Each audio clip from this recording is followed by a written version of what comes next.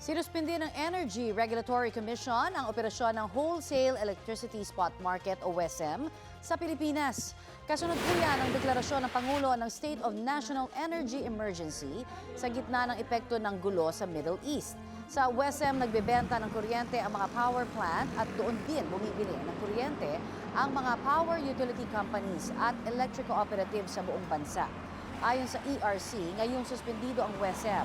Tatakbo ang power system ng bansa sa ilalim ng Special Operating Guidelines ng Department of Energy na pinaprioridad ang maayos na paglalabas ng available na renewable energy resources at pagtitipid sa inventaryo ng langis.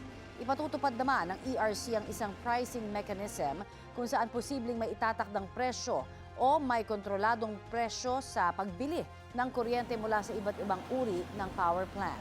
Layon po nitong maiwasan ang lubhang pagtaas ng singil sa kuryente at matiyak ang supply nito.